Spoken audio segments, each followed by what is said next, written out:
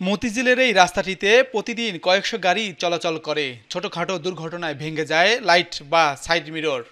গ্যারেজে না গিয়ে অনেকে আছেন এই রোড সাইড সার্ভিস পেতে।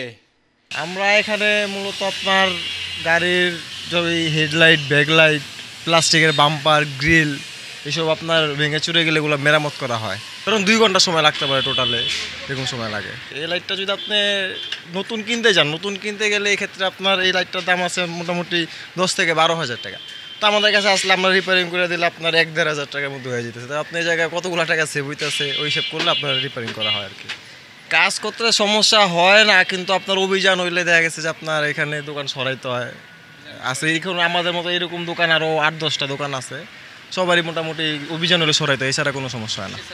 আমি গাজীপুর থেকে আসছি এখানে স্বল্প মূল্যে ব্যাকলাইট কাজ করানো হয়, রিপেয়ার করা যায়। ঢাকার অন্য জায়গায় তুলনায় এখানে কম মূল্যে ঠিক করা যায়। এই সার্ভিসের চাহিদা বাড়ছে প্রতিদিন, তবে বিশেষজ্ঞরা বলছে নিরাপত্তা নিশ্চিত করেই এমন কাজ করানো উচিত।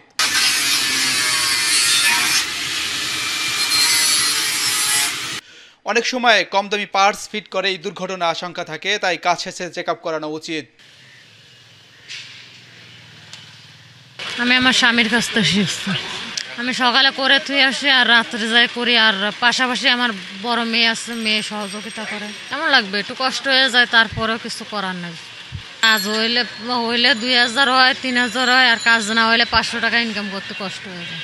কাস্টমারে তো চিন্তা করে যত কম দিতে পারি ততই আমাকে ভালো। রাস্তায় বসা এসব ক্ষুদ্র মেকানিক হয়ে উঠছেন চালকদের জন্য তাৎক্ষণিক ভরসার জায়গা। মতিঝিলের মতো ব্যস্ততম এলাকায় যানবাহন মেরামতে যেমন বাঁচিয়েছে সময়, তেমন নাগরিক জীবনে এনেছে স্বস্তি। তবে সবসময় সতর্ক ও নিরাপদ ড্রাইভিং নিশ্চিত করাই গুরুত্বপূর্ণ। জসিমউদ্দিন জয়, এশিয়ান টেলিভিশন, ঢাকা।